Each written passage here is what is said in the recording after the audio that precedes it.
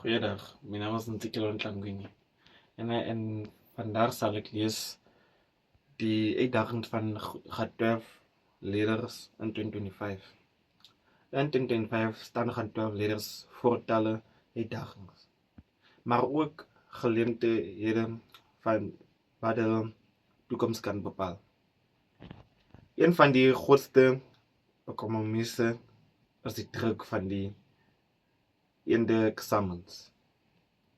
Voor baie leerders is dit nie net die boots net die toets van die akademiese kennis nie, maar kan ook 'n toets van hulle emosionele sterkte. Die eise van studie, sport en ander meerse aktiwiteit kan soms oorweldigend wees. Bykomend dat akademiese druk is die impak van die COVID-19 pandemie op die onderrig. Baie skole het nie nodig hulpbronne om aanlynlese effektief aan te beleid nie. En sommige leerders het nie toegang tot die internet of rekenaars nie. Dit het 'n groot invloed op hul lewermoed gehad. Op ekonomiese vlak is die situasie ook uitdagend.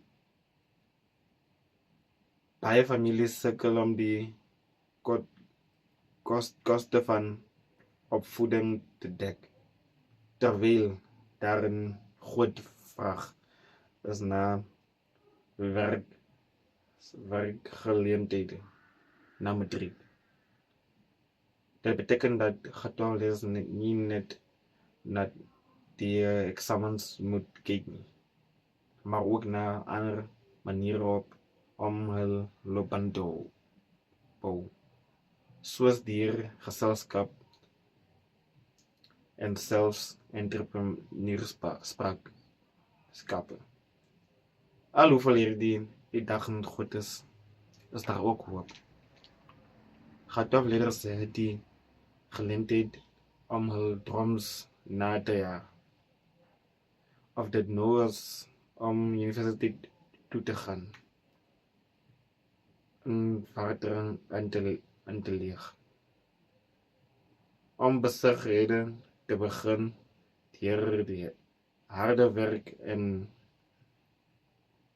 deursettingsvermoë kan hulle die pad na sukses